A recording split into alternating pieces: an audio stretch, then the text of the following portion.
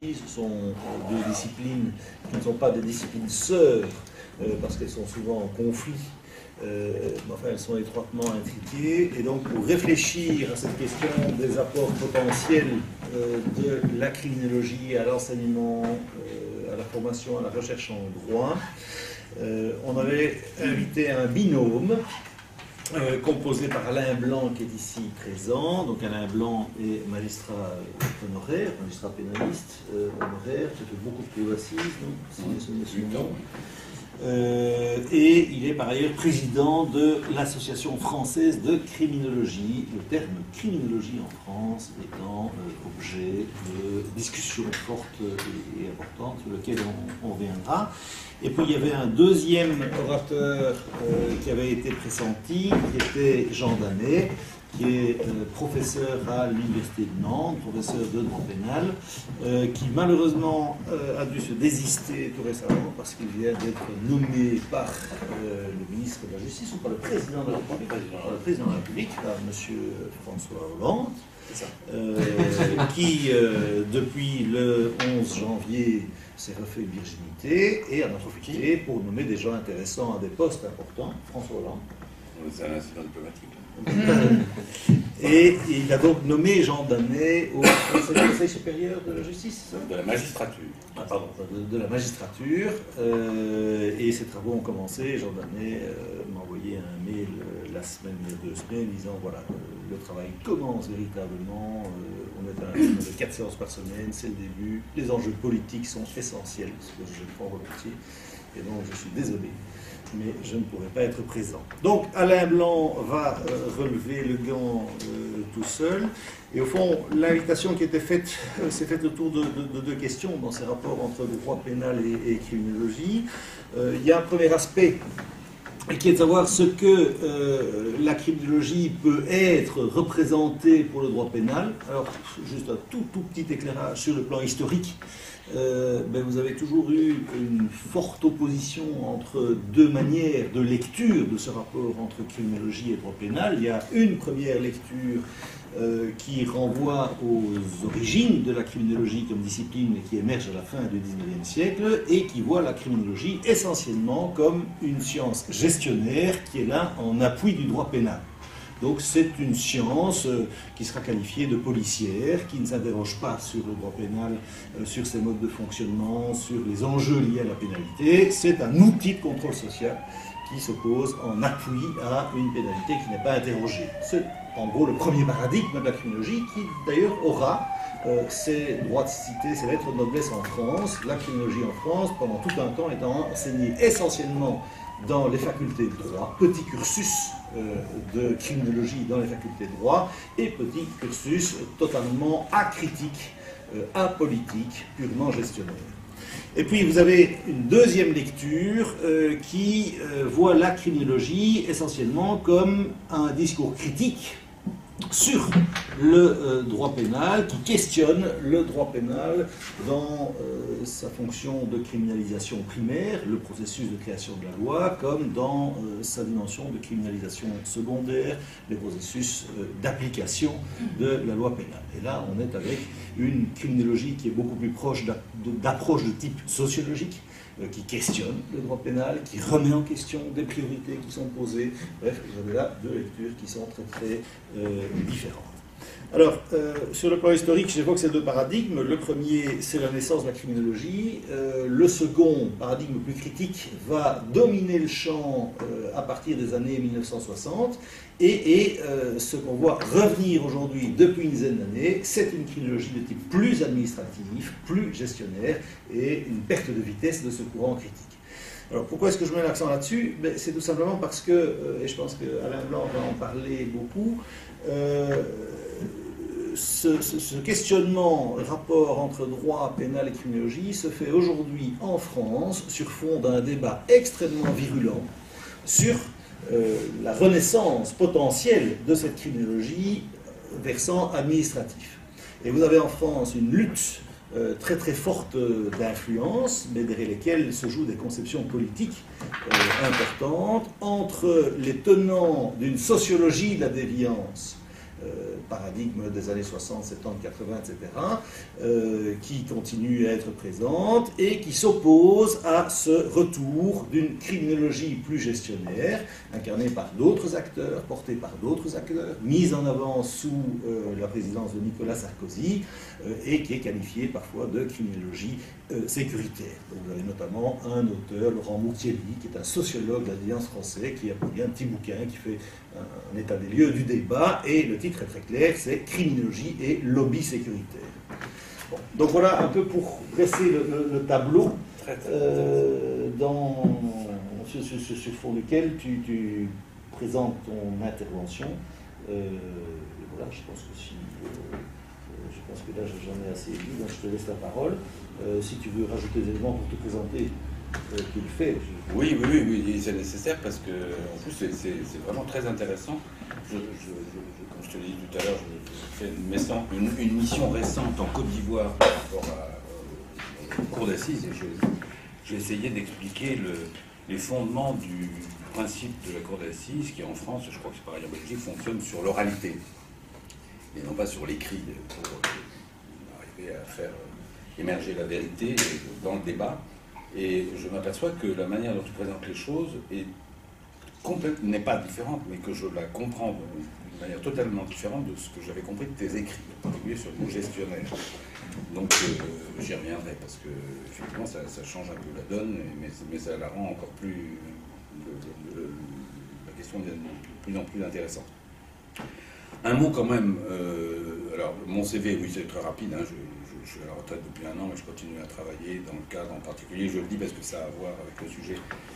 Je préside une commission sur l'île qui s'intitule Commission pluridisciplinaire de mesures de sûreté et qui a été créée par une loi de 2008 à la suite de fiascos judiciaires, ou en tout cas présentée comme telle, c'est-à-dire la récidive, enfin bon, c'est une mini-affaire du trou.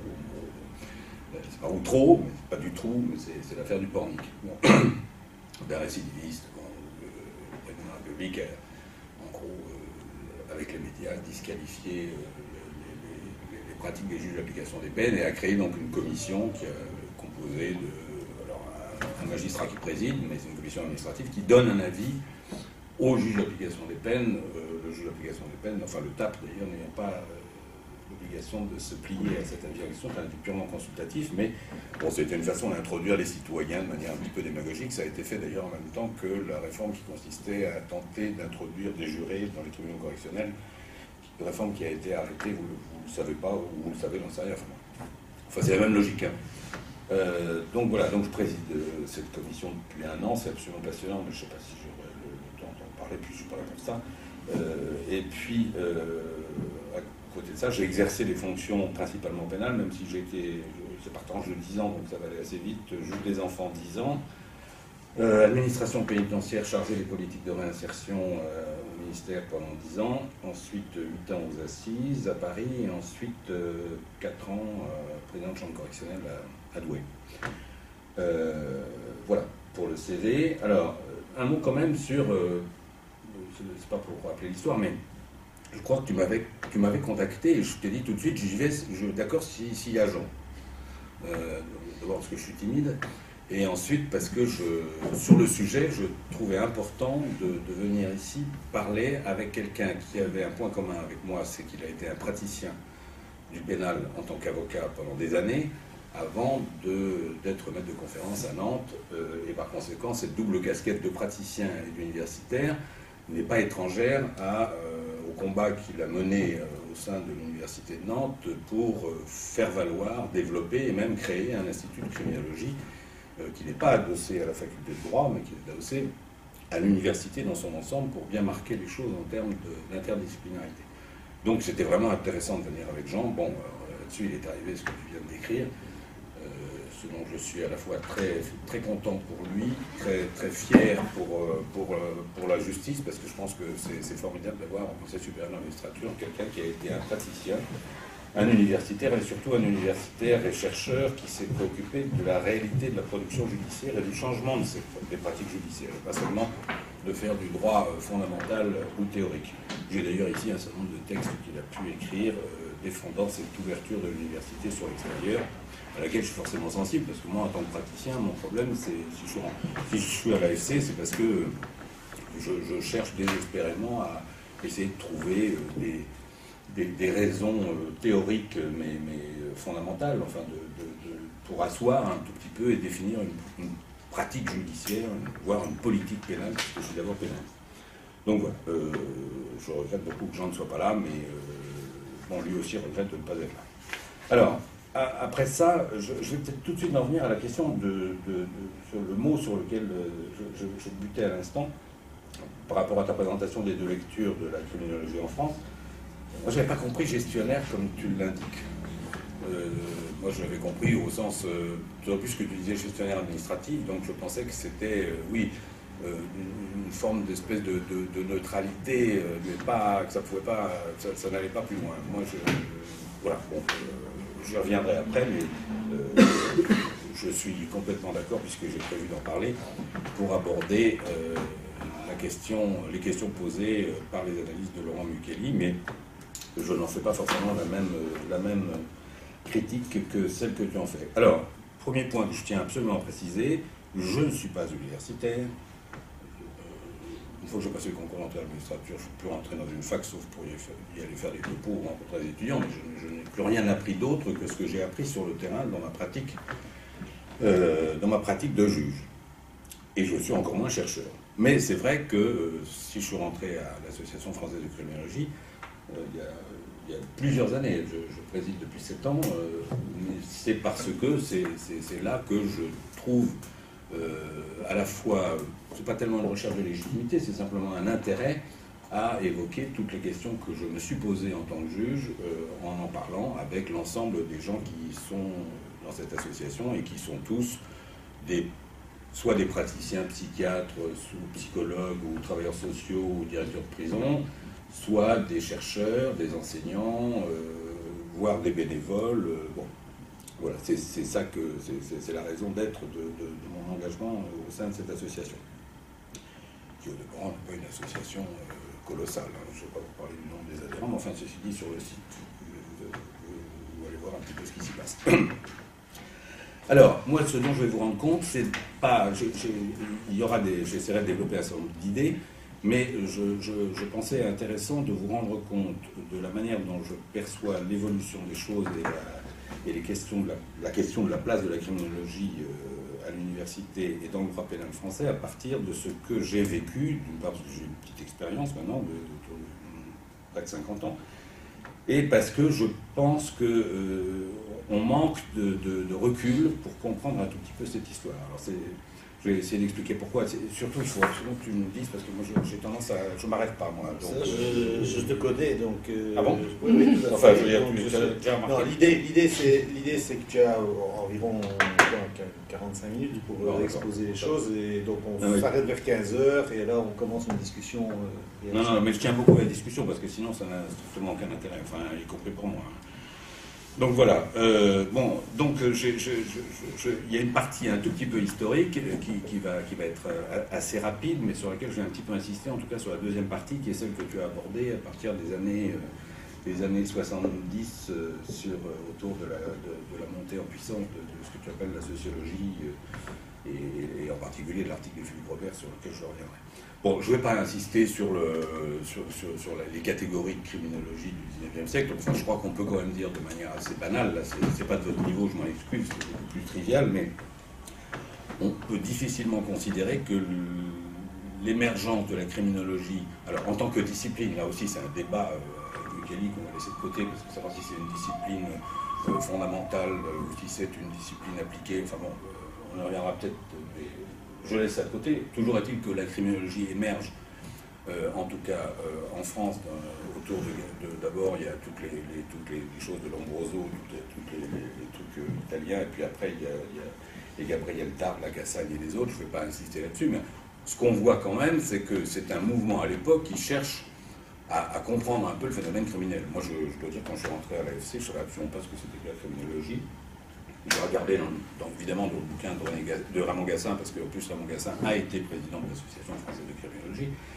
Bon, mais sa définition, bon, moi j'appelle ça, c'est l'ensemble des connaissances et des savoirs qui permettent d'avoir une intelligence du phénomène criminel et d'y apporter des réponses. On en restera là parce que sinon on va s'y perdre.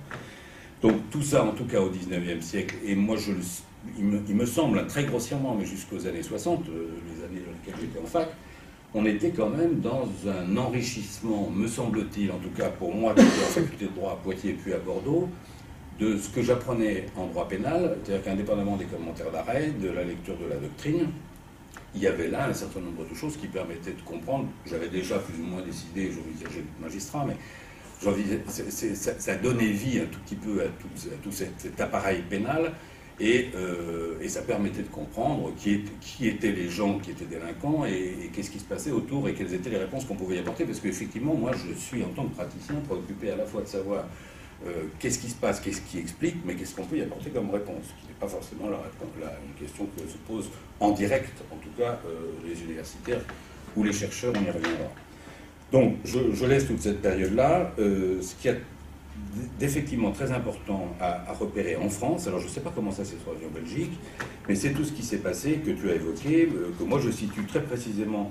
Je suis allé je demandais à Fabien Jobard à l'époque de me scanner l'article, parce qu'il est introuvable, de Philippe Robert, qui s'appelle « La sociologie entre une criminologie de passage à l'acte et une criminologie de la réaction sociale », dans le numéro de l'année sociologique en 1973, page 441 à 503. Bon, c'est un très long développement qui est un développement qui explique effectivement et qui rompt d'une certaine manière à ce que moi j'avais vécu quand j'étais à l'époque juge des enfants, où je suivais des formations à vocation avec un certain nombre de chercheurs pour essayer de comprendre ce que c'était que les phénomènes de bande de jeunes, qu'est-ce qui se passait dans les jeunes, chez les jeunes, dans leur tête, qu'est-ce qui se passait au niveau de leur éducation, de quel milieu, où est-ce qu'ils vivent. Bon, tout ça a été laissé de côté pendant un certain temps et s'est développé à partir de l'article de Philippe Robert, mais ce n'est pas lui qui a initié, il y a un mouvement qui se situe autour des années 70 et qui est celui effectivement de l'analyse des institutions, mouvement qui était quand même allé assez loin, puisque j'y reviendrai, moi je me suis engagé après dans les années 80 auprès d'un certain nombre de gens, y compris de gens avec qui on travaillait qui étaient plus que dans cette mouvance-là, en tout cas qui étaient très radicaux, des gens comme Le Guzman, qui critiquait non seulement la prison en disant qu'elle fabriquait des délinquants, mais y compris la répression, dont il considérait qu'elle avait des effets sur la production même de la délinquance. Bon. Donc tout ce mouvement-là, j'y ai participé. Là, j'ai le dernier numéro d'Esprit dans mon sac parce qu'il y a un article très intéressant d'Antoine Garapon sur les phénomènes qui viennent de se passer en France il y a quelques semaines. Mais j'avais à l'époque mon numéro d'Esprit sur le travail social, c'est un numéro de 72, je crois, dans lequel il y avait Paul Virilio, Michel Foucault, Philippe Meyer, qui a un peu changé d'horizon maintenant, Jacques Donzelot, qui était un numéro qui était uniquement centré, qui était absolument passionnant, sur le contrôle social. Et donc,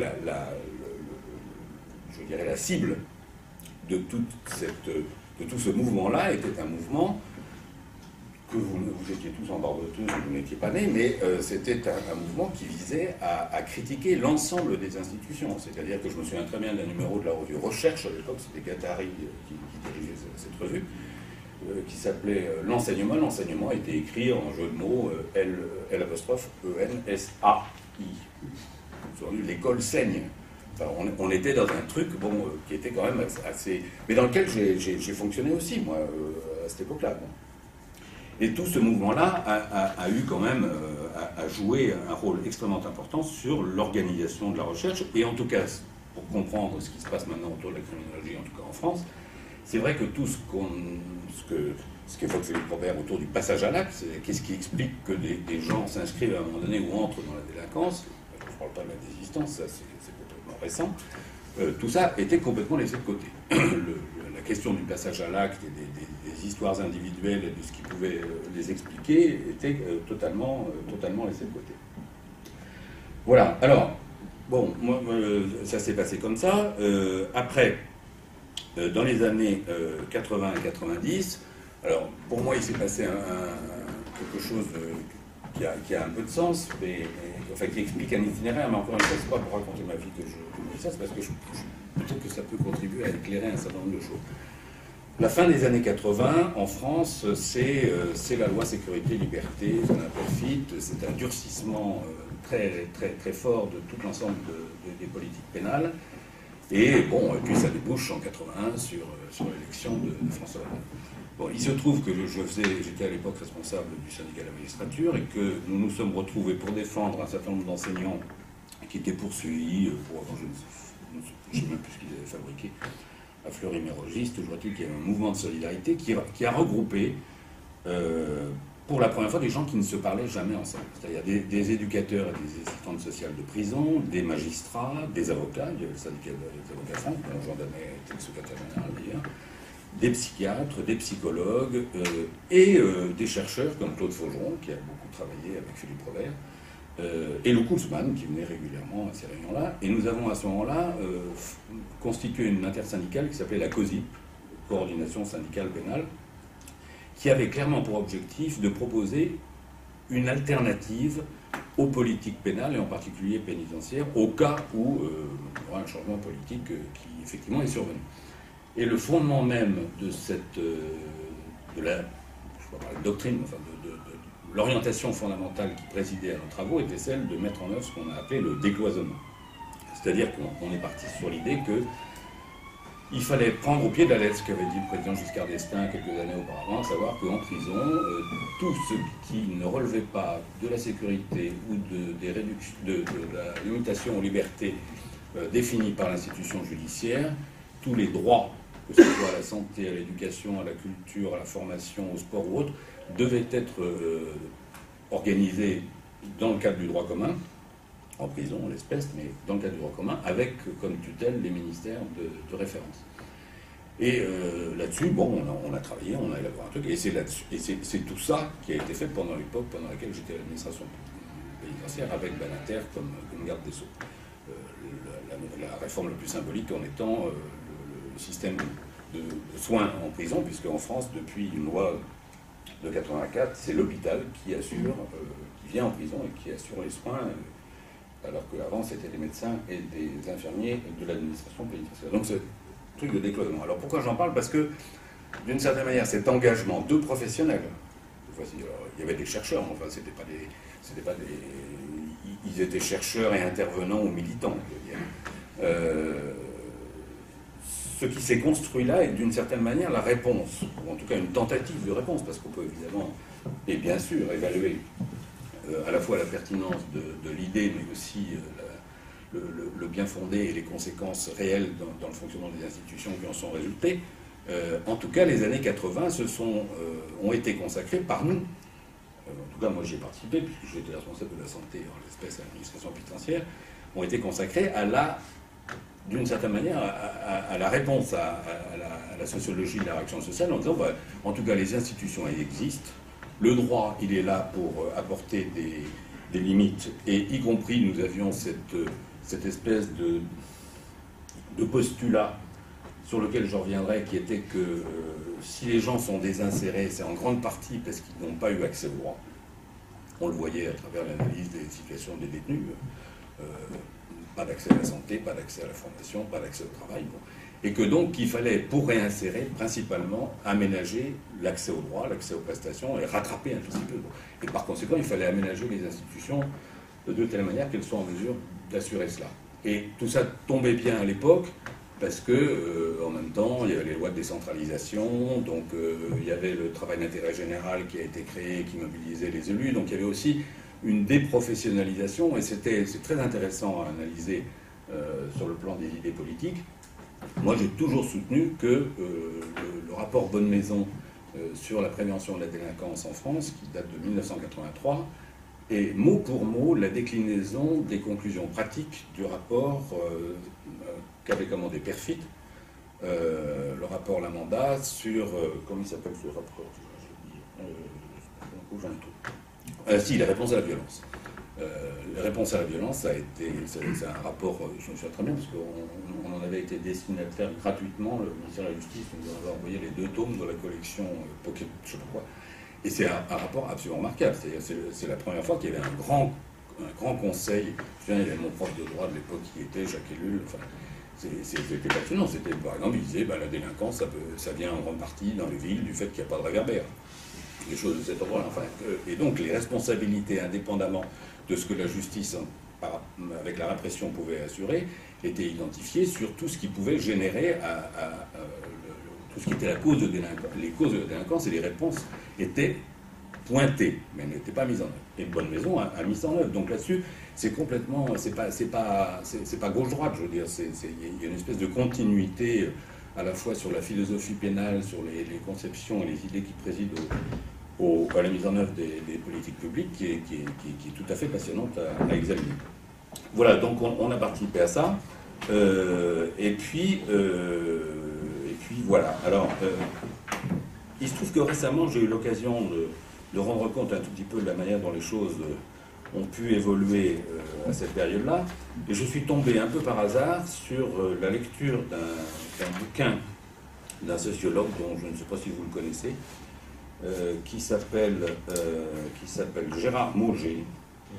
Il a écrit un petit bouquin sur la sociologie des délinquants juvéniles. Donc je vais vous lire simplement 10 lignes ou 15 lignes, parce que tout d'un coup je me dis, mais oui, mais c'est ça. C'est ça, par rapport à toute pas doctrine, mais enfin tout ce mouvement autour de la réaction sociale, qui pour un praticien, on ne peut rien faire avec ça. On n'a plus qu'à, je sais pas quoi, ou être visiteur de prison ou bénévole, mais on ne peut pas agir sur les institutions, on ne peut pas agir dans l'exercice de vos fonctions. Donc j'ai trouvé, je vous lis juste le passage que j'ai repéré dans son bouquin, qui m'a paru assez différent, mais je l'ai lu il y a 3 semaines. Donc voilà, c'est un bouquin qui date de 2009, et il dit ceci. La hiérarchie des objets de recherche étant plus ou moins décalquée sur celle de leur dignité sociale, la sociologie de la délinquance est créditée d'une faible légitimité scientifique en France. D'où la propension des chercheurs à ennoblir l'objet étudié. On peut comprendre de ce point de vue le déplacement des recherches vers l'étude de la réaction sociale, entre parenthèses, l'économie générale et le fonctionnement du système pénal judiciaire d'une part, les représentations du crime d'autre part, et la fortune des théories de la réaction sociale qu'il justifie. Mais comment rendre compte de la fortune prolongée du paradigme du contrôle social? Importé en France au début des années 70, dévalorisant l'étiologie promue par le modèle médico-psychologique qui décrivait le déviant comme un malade et celle défendue par les sociologues comme un cas social, il a rapidement conquis une position dominante qu'il conserve aujourd'hui encore, en 2009.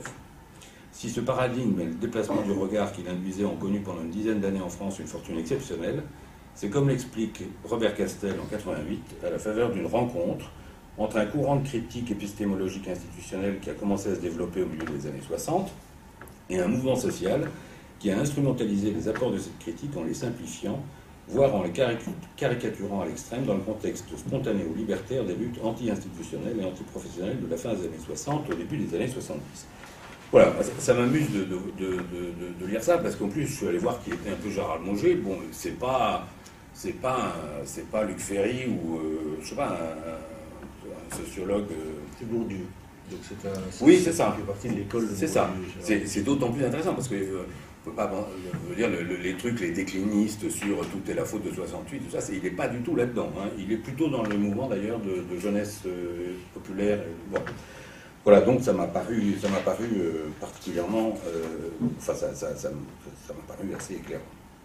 Bon, alors l'autre découverte que j'ai pu... enfin, pas découverte, mais enfin si, parce que c'est comme ça que ça s'est passé. Je faisais des formations à l'ENM, comme toi d'ailleurs, et qu'un jour, j'ai eu l'occasion de rencontrer... L'ENM, l'École nationale d'administration. J'ai eu... parce qu'en France, on a... Je vous le dis, j'aurais dû commencer par là. J'aurais dû d'abord commencer par te remercier. Bon, c'est fait.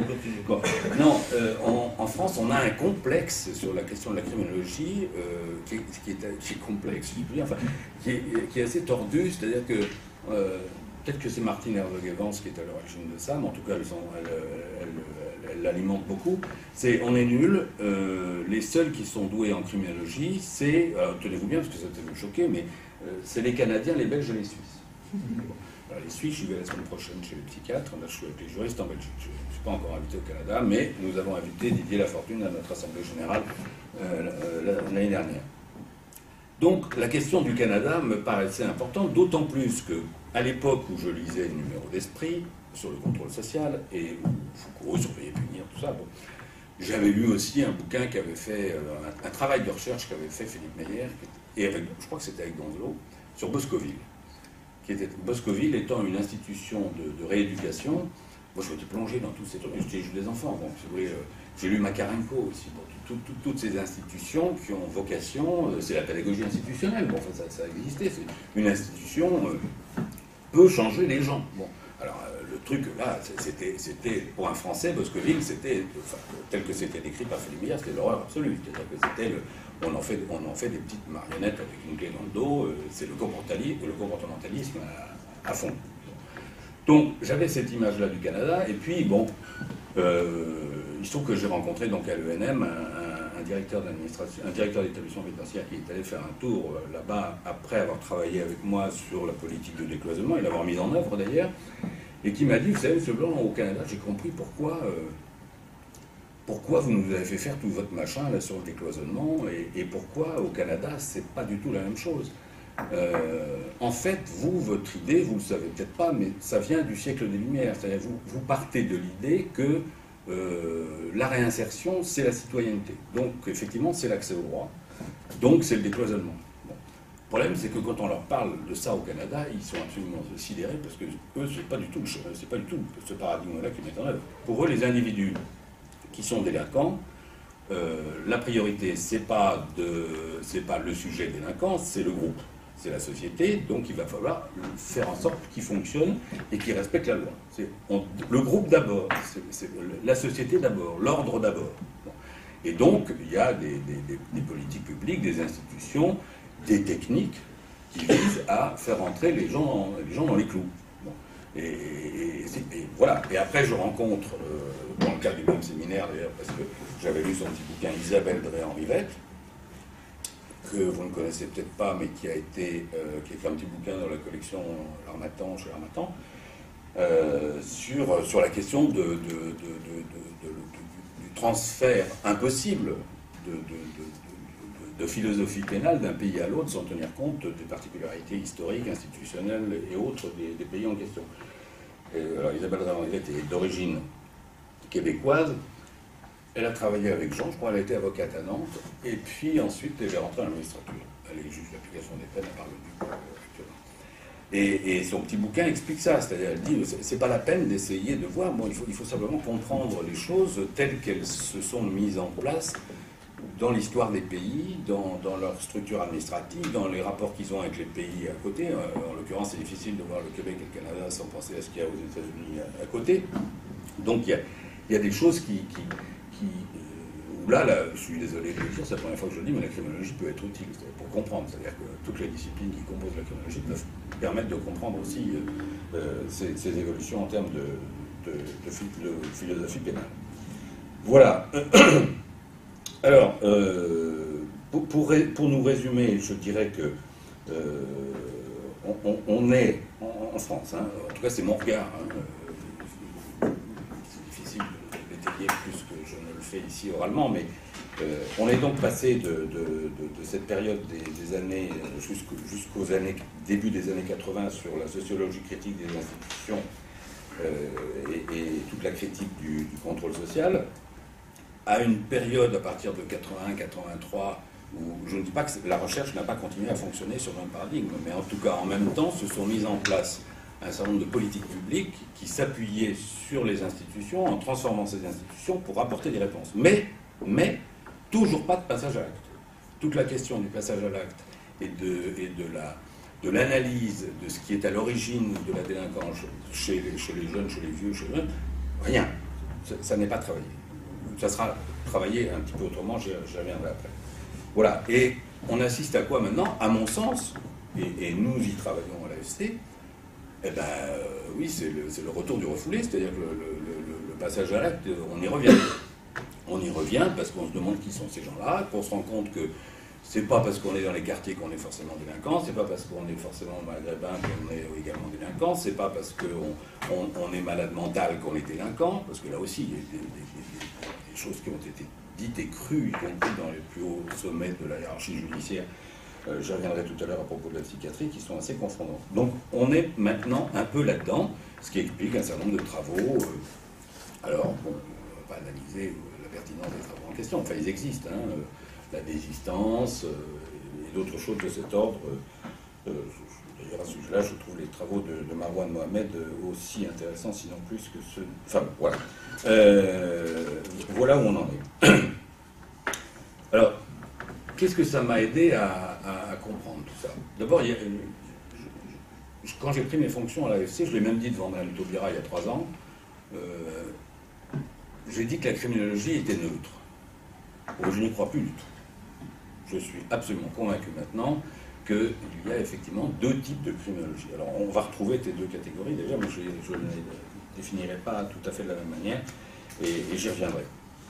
Alors, j'en viens maintenant à ce qui s'est passé dans les années au cours desquelles on a été confronté à un débat extrêmement difficile en France, qui est le débat très frontal, effectivement, entre Laurent Mukieli, dont je partage en grande partie beaucoup d'analyses, mais je ne suis pas d'accord avec la stratégie qu'il a mise en œuvre, mais je vais y revenir. Mais son analyse, ses travaux sur les bandes de jeunes et autres sont tout à fait intéressants. Bon, voilà. Toujours est-il que pendant cette période-là, c'est une période, je ne date pas, mais enfin c'est à partir des années 2000 jusqu'à maintenant, le débat intellectuel en tout cas, et a fortiori médiatique, les seuls criminologues qui existent en France sont Xavier Hofer et Alain Bauer. Ils ont le diplôme de criminologue? Ils ont dû le ramasser quelque part, oui. Alain Bauer, en tout cas, est professeur de criminologie au CNAP. Oui, non, mais c'est un point important. Oui. Donc ce sont 2 personnes qui effectivement se présentent comme criminologues en France, mais qui n'ont aucun diplôme de criminologie. Donc ils usurpent. Non, mais je connais des criminologues en France, y compris au conseil d'administration de l'AFC, qui ont un diplôme hollandais, par exemple. Mais c'est pas le cas de ces 2-là. Ouais. Aucun des 2. Oui, non, c'est vrai. Oui, mais que faut-il faire pour avoir un diplôme de criminologie? Alors ça, en France, on la criminologie n'est pas... Eh ben voilà, c'est tout. Tu vas faire à l'étranger. Je vais y venir. Tu ne te revendiques pas d'un diplôme qui n'existe pas. Je vais y venir. Enfin, je ne veux pas aborder de réponse, je vais vous décrire un peu ce qui est passé. Donc le débat, dans lequel d'ailleurs l'AFC a été mêlé, d'une certaine manière, puisqu'il y a eu toute une stratégie interne à l'AFC. Moi, j'en étais pas responsable, mais j'ai suivi et j'ai laissé faire parce que je n'ai pas tout compris à l'époque. Il y a eu un mouvement qui a visé délibérément, derrière le professeur Villerbu en particulier, à faire... Tu te souviens, tu étais non, qui a sollicité un mandat pour créer au sein du CNU, Conseil national des universités, une section criminologie. Bon, ça, c'était la stratégie dans laquelle Alain Bauer s'est impliqué. Du fait de sa proximité à l'époque, je rappelle qu'Alain Bauer a quand même été le conseiller technique de Nicolas Sarkozy, ministre de l'Intérieur et président de la République, et qu'il est le conseiller technique occulte de Manuel Valls, Premier ministre actuellement. Donc c'est quand même quelqu'un qui a une certaine influence. Donc il s'était engagé, enfin le processus, il y a eu un rapport qui a été remis, et à 2 mois des élections présidentielles, un arrêté, pardon, a créé une section criminologie au CNU en France, dans des conditions sur lesquelles j'ai eu l'occasion à l'époque d'exprimer notre rejet de la stratégie, mais ça a été un schisme à l'intérieur de l'AFC, parce qu'il y a des gens qui étaient très contents de ça, et d'autres qui trouvaient que la procédure, le CNU avait dit que la procédure n'avait pas été démocratique. C'est vrai qu'elle n'a pas été, d'autant plus que quand on est allé voir le cabinet, il nous avait dit qu'il n'y aurait pas d'arrêté, alors qu'il est sorti après antidaté, enfin une histoire épouvantable, et cet arrêté a été supprimé, aboli par le ministre des Universités, choisi par François Hollande après. Donc cette période est réglée. Mais toujours est-il que le débat en France se situe donc avec, d'une part, les gens dont j'ai parlé qui sont dans les médias. Au niveau de l'université, il n'y a pratiquement pas de débat. Il y a quelques instituts de sciences criminelles ou de criminologie comme celui qu'a créé Jean Danet. Et puis, il y a eu un débat entre universitaires et chercheurs assez compliqué, qui a donné lieu à une pétition de Laurent Mukieli contre Alain Bauer, et la tentation de voir se développer une criminologie sécuritaire, puisque Alain Bauer était quelqu'un dont il faut rappeler quand même qu'il est possède des actions dans plusieurs entreprises de sécurité dans plusieurs pays du monde. C'est un petit détail. Non, c'est pareil. En même temps, je le dis, c'est une formidable machine intellectuelle. Mais bon, c'est une criminologie qui est purement sécuritaire et policière. Moi, il suffit d'aller sur... Et militaire. J'allais le dire. Oui, mais allez voir sur le site du Sénat son intervention, puisqu'il est intervenu, ainsi que Pierre Tourné d'ailleurs, sur le débat sur la contrainte pénale. Il ne parle à aucun moment de la justice. On a l'impression que quand il parle des juges, c'est pour dire qu'ils sont pas assez répressifs, mais c'est la seule chose qu'il semble en connaître. Bon. Le reste, c'est des choses qui sont extrêmement intelligentes, voire pertinentes en termes de connaissance du milieu, du fonctionnement du milieu, des stratégies qui peuvent être mises en œuvre. Bon, après, le débat sur les libertés là-dessus, ça se discute. Enfin, bon, il y a lui. Et puis il y a ce que vous avez tous vu, vous voyez tous à la télé, les profilers et tout ce machin. Mais à part ça, il y a pratiquement rien d'autre dans le débat français. Et en tout cas, au niveau de l'université française, il n'y a effectivement pas grand-chose en dehors des initiatives prises par un certain nombre de spécialistes. Et puis après, on retrouve à l'intérieur de ces spécialistes des écoles différentes, mais qui ne sont pas forcément d'ailleurs très très visibles de loin. Je veux dire, entre Pinatel et Jean Danet, il y a quand même quelques différences. Mais ce qui est frappant aussi, en tout cas, moi, ce qui me paraît important à examiner, c'est que parallèlement à la montée en puissance d'Alain Bauer et de toutes ces explications stratégiques sur les menaces collectives, et effectivement sur les approches tenant à la polémologie ou voire parlant de guerre, mais d'ailleurs on y est, hein, on en parle y compris au niveau du Premier ministre. Maintenant, depuis les événements récents, il y a aussi autre chose qui se passe, cette fois-ci sur l'autre secteur, qui est le secteur à la fois judiciaire et tenant pas au passage à l'acte, mais en tout cas à l'analyse de la personne. Et là, on retrouve Pinatel, c'est sur cette philosophie de la personne criminelle. Bon, et là-dessus, vous avez un certain nombre de rapports qui sont sortis et qui ont produit des lois sur lesquelles je vais dire deux mots. Il y a d'abord le rapport de M. Burgelin sur santé et justice, qui est le premier à parler de la dangerosité. Et la dangerosité est uniquement vue. Alors d'abord, j'en reparlais encore il n'y a pas très longtemps avec Jean-Louis Senon, qui est vice-président de l'AFC, et qui a été entendu par la commission présidée par Jean-François Burgelin. À l'époque, pour les magistrats, comme il y avait... C'est toujours après des faits divers. Donc là, il y avait eu une série de meurtres et de viols commis par je ne sais plus qui. Et donc, l'idée de la plupart des membres de cette commission, en tout cas M. Burgelin, c'était que les criminels dangereux étaient des malades mentaux. Donc, il a fallu faire tout un travail qu'ont fait les psychiatres, en l'espèce Jean-Louis Senon et Sophie Baron-Laforêt, qui est la secrétaire générale de l'AFC, pour casser ça, cette idée que, non, il y a énormément de délinquants, voire des délinquants sexuels, qui ne sont absolument pas des malades mentaux. Bon. En tout cas, bon, ça a été le point de vue. Après, il y a eu le deuxième, derrière le rapport de Jean-François Burgelin, qui date de juillet 2005, qu'on trouve sur Internet, il y a un autre rapport qui a été commandé à M. Garot, Jean-Paul Garot, qui est député, qui était député UNP, sur la dangerosité et ce qu'il fallait proposer. Et c'est là que sont proposées des choses. Alors, je ne vous parle pas de ce qui est proposé qui n'a pas été mis en œuvre, mais en tout cas, tout ce qui tourne autour des mesures de sûreté dont je parlais tout à l'heure, la rétention de sûreté et autres mesures à la limite enfin, qui ne sont pas des peines, puisque c'est des mesures qui sont prises, mais il patouille là-dedans d'ailleurs dans les propositions. C'est pris par un juge, c'est contrôlé par un juge, mais c'est mis en œuvre par la santé, on ne sait pas très bien. Bon. Enfin, on se retrouve avec ce paquet-là, parce que le paquet, il existe. Et donc tout ça, voilà. Donc la conjonction est intéressante, je trouve, de l'identification du monstre, parce que ça peut être dit, de la personne dangereuse, et des peurs collectives. Les deux vont de pair.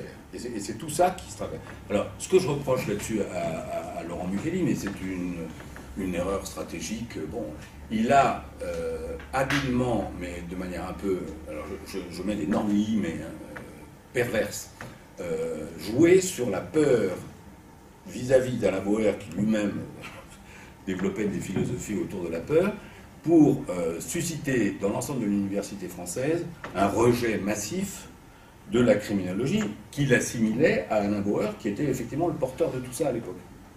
Donc du coup, ça n'a pas contribué à clarifier les choses, ça a contribué effectivement à faire que toute l'université s'est braquée contre Alain Bauer, mais pour en avoir parlé avec des gens comme Christine Lazaire, Geneviève Gulchelli-Delage ou autres, enfin, c'est embêtant parce qu'il y a une caméra, mais ça reste ici. Bon, ne va pas me faire des procès en dénonçant.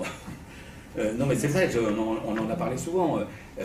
Ils ont laissé de côté les questions de fond que la criminologie et une conception d'une autre criminologie que celle que défendait Alain Bauer. Du coup, donc ça a repoussé et ça a assimilé la criminologie à Alain Bauer et à Garot et à Hofer et tout ça. Donc voilà où on en est. Voilà où on en était en tout cas. Alors, on en est où d'ailleurs? Ben, on en est à la loi qui a été votée sur la rétention de sûreté. Ça, je ne sais pas si vous... Est-ce que vous avez l'équivalent en Belgique? Je ne crois pas. On a chez nous, c'est la loi de peine après la peine, il y a une loi de défense sociale qui est prévue sur l'internement pour les fous. Et puis tu as une loi qui est prévue pour mettre à l'ombre les récidivistes. Ah oui, non, mais s'il y a délit ou crime, moi je n'ai pas de problème, on est au pénal. Là, on est sur une expertise psychiatrique qui dit que M. Machin est hyper dangereux, il n'a absolument rien fait. Simplement, bon, il est dangereux, donc alors il sort de prison quand même, hein, donc c'est après une peine purgée. Donc là, il relève d'une surveillance de sûreté, voire d'une surveillance judiciaire, ce qui est un peu plus logique parce qu'on est encore sous contrôle du JAP, dans une période judiciaire d'application des peines, ou la rétention de sûreté. Bon, on est dans ce dispositif-là en France. Alors, c'est un dispositif qui mérite d'être critiqué, parce que là, je te suis tout à fait, c'est là où je vais rattraper par rapport au petit papier que je t'ai envoyé de mon plan détaillé.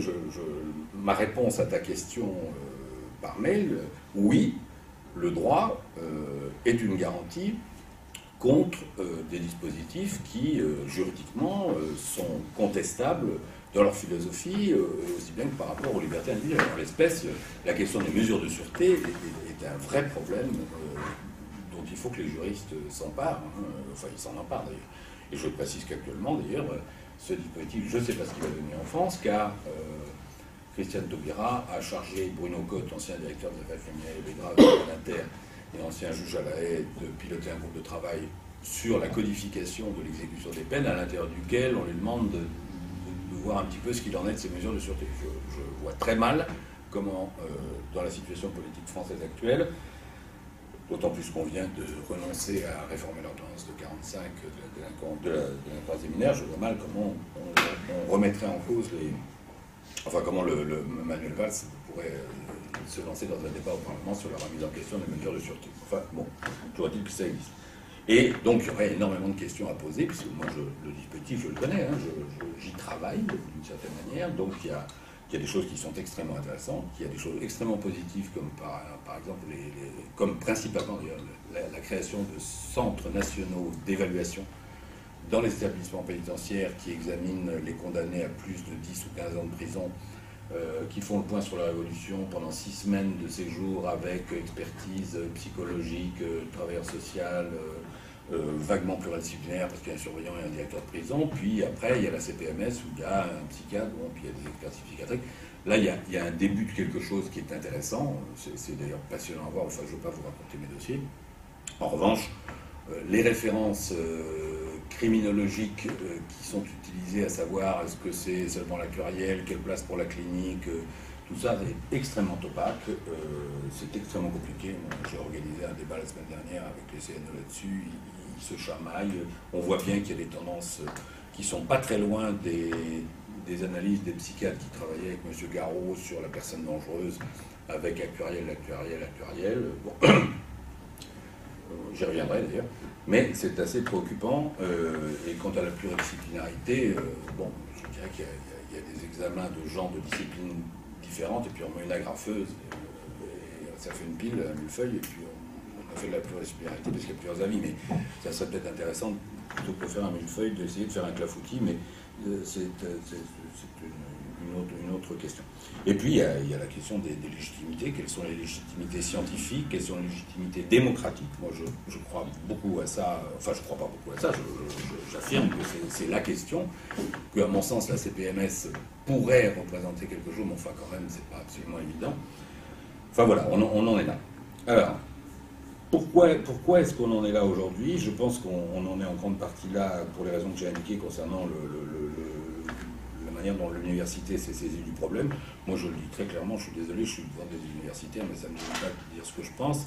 Je pense en grande partie qu'au-delà des enjeux idéologiques, politiques et philosophiques, la création d'une section de plus, il faut voir ce que c'est. Si vous voulez. J'ai une section du CNU ici, comme vous voyez qu'il y a... Le CNU, tu peux le préciser? Conseil national des universités. Donc c'est le conseil qui regroupe l'ensemble des disciplines. Il y a les sections, il y en a 77.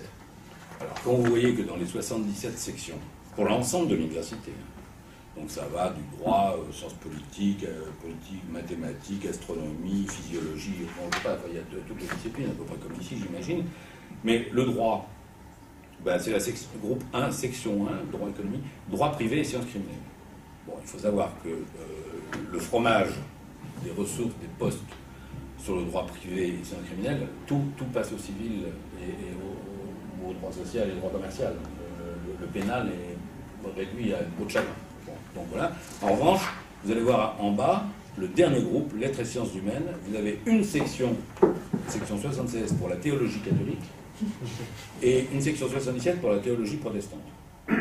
Bon, on pourrait imaginer que, je sais pas, en termes d'enjeux pour l'évolution des sociétés, je ne sais pas que je ne vais pas vous faire le numéro sur le fait qu'il faudrait un truc sur la théorie musulmane, mais en tout cas, peut-être que la criminologie... Que voulez-vous que la criminologie aille faire là-dedans? Alors après, il y a le débat théorique sur ce que c'est une discipline ou pas, je ne rentre pas là-dedans. C'est pas la peine. Enfin, bon, ça s'est passé comme ça. Ce que je peux dire, c'est que par rapport à la stratégie de Mukieli, il y a eu une tentative de faire autre chose.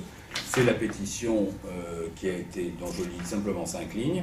Comme enseignant, nous formons des étudiants qui souhaitent devenir magistrats, avocats, commissaires, officiers de police, officiers de gendarmerie, directeurs d'administration pénitentiaire, conseillers d'insertion et de probation, directeurs éducateurs PJJ, psychiatres, psychologues, salariés des collectivités territoriales et du secteur associatif. Des étudiants qui, pour la plupart, n'ont aucune connaissance globale du phénomène criminel et qui ont souvent intégré des lieux communs moraux, des représentations et propos sécuritaires véhiculés par les médias. Ils ont plus que jamais besoin de connaître les analyses et les résultats des recherches engagées par les sociologues, les anthropologues, les politologues, les historiens, les psychologues, etc. Signé, alors je ne donne que 5 noms, Jean Danet, Jean-Virginie Gautron, Jean-Louis Senon, Loïc Villerbu, Denis Salas, Alain Blanc, Philippe Potier, Anne Lucas, Christine Lazerge, bon, voilà. Mais ça, bon, ça n'a pas marché. Voilà. Ils sont partis, ils ont dû être considérés comme des sociaux-traîtres ou je sais pas quoi, enfin bon, ça n'a pas marché. Bon voilà, alors, oui, j'ai juste 5 minutes. 15 heures, donc oui, si tu peux peut-être en 5 J'ai combien? 5 minutes? Alors ça va être dur. Mais je vais y aller. Bon, alors je vais très vite. Alors les conséquences de tout ça. Non, je veux pas y aller trop parce que je sais pas. Non, moi ce qui me paraît poser un problème dans la situation actuelle, c'est un peu ce que j'évoquais avec toi à déjeuner, c'est que un des résultats de la situation française, c'est qu'on ne fait de criminologie que quand on est inscrit dans une école professionnelle. Vous voulez devenir policier, magistrat, alors là vous faites un peu de criminologie, quoiqu'à l'ENM, j'ai demandé s'ils en faisaient, ils m'ont dit mais non, on n'a pas besoin de faire de criminologie, puisqu'on fait de la psychiatrie, de la sociologie, de l'anthropologie, de machin, mais pas de la criminologie. Moi là-dessus j'ai une position de fond, alors ça rejoint peut-être votre sujet, c'est que, je pense que si on ne fait pas de criminologie dans le cadre général, c'est-à-dire avant de rentrer dans l'exercice d'une profession, on fait une criminologie appliquée. Et si on le fait dans une école professionnelle, on va apprendre à travailler avec la criminologie, mais on ne va pas apprendre tout ce qui est contestable, toutes les difficultés de fond que pose la criminologie ou certains types de criminologie. On va faire de la criminologie d'adaptation à l'institution ou à la fonction qu'on va exercer dans la profession. Donc ça, c'est déjà une chose. Et ça, j'ai déjà essayé d'expliquer à Laurent Mukieli. La deuxième chose, c'est que moi, ce qui me paraît intéressant dans la criminologie, c'est pas la juxtaposition de toutes les disciplines. C'est y compris, et on ne peut le faire que dans un enseignement, alors ça, appelez ça autrement si vous voulez, mais où toutes ces disciplines, il faut essayer de voir comment elles se combinent ensemble, comment elles se contredisent, comment elles peuvent produire quelque chose, et quelque chose soit de positif, soit de négatif, y compris en termes de droit, de liberté, d'efficacité. Dire on fait de toutes ces disciplines de toute façon, donc ça veut dire qu'on n'a pas besoin de faire de criminologie, c'est à mon avis Je ne suis pas pédagogue, mais ça me paraît une aberration. Alors, je vais aller directement au fond de mon sujet. Ma conviction maintenant, depuis un certain temps, c'est qu'il y a effectivement deux types de criminologie. Je crois qu'il faut le dire. D'ailleurs, quand je suis rentré dans la magistrature, je pensais que le juge était neutre. Je me suis aperçu que non, le juge n'est pas neutre. Il doit être impartial, mais il n'est pas neutre. Donc, il faut s'engager.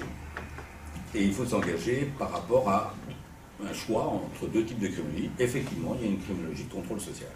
Il y a une criminologie d'adaptation. C'est indiscutable. Bon, et nous essayons, alors c'est un concept que j'ai posé dans un édito de notre revue en 2008, dont j'étais très fier de voir que les Belges l'ont repris à leur compte dans ce petit bouquin de Christophe Adam, Jean-François Cauchy, Marie-Sophie Debresse, Françoise Digny et Dan Kaminski, qui me font l'honneur quand ils parlent de criminologie émancipation, de se référer à cet édito. Je pense qu'on peut essayer de travailler sur la perspective d'une criminologie d'émancipation. Alors j'en dis juste deux mots. Quand je dis émancipation, ça veut dire émancipation des quatre domaines. C'est émancipation du délinquant. Je suis désolé, là, pour les universitaires, c'est peut-être un petit peu pratico-pratique. Mais enfin, non. Excusez-moi. Non, mais je suis un complexe, mais je ne sais pas... Bon. Alors, la criminologie d'émancipation du délinquant, vous voyez bien ce que ça veut dire. C'est-à-dire que, par exemple, enfin, non, juste une anecdote quand même. Quand j'étais en correctionnel, je ne parle pas aux assises, mais en correctionnel, on parlait, les praticiens, les juges considéraient que le type qui avoue, c'est formidable quand il avoue, c'est le chemin de la réinsertion. Il n'y a rien de plus bête. Il y a des tas de types qui ne récidiveront pas, qui n'avouent pas, parce qu'ils ne peuvent pas avouer.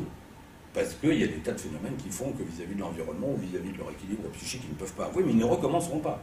L'espèce d'équation aveu égale... non, c'est un truc chrétien, de péché, ça n'a rien à voir avec la criminologie. C'est des trucs qu'il faut apprendre. Bon, de la même manière, savoir qu'à un moment donné, une décision, c'est pas qu'elle soit... Il faut réfléchir à ce qu'elle soit juste, évidemment, c'est ça l'objectif du juge, c'est ça le principal, mais on peut aussi réfléchir à ce qui fait que, prononcée à un moment donné, elle s'inscrit dans un parcours et qu'il faut peut-être un peu comprendre le parcours. Bon. Autre chose, on a réussi à convaincre le cabinet de la ministre et la ministre à l'époque sur la loi sur la réforme pénale.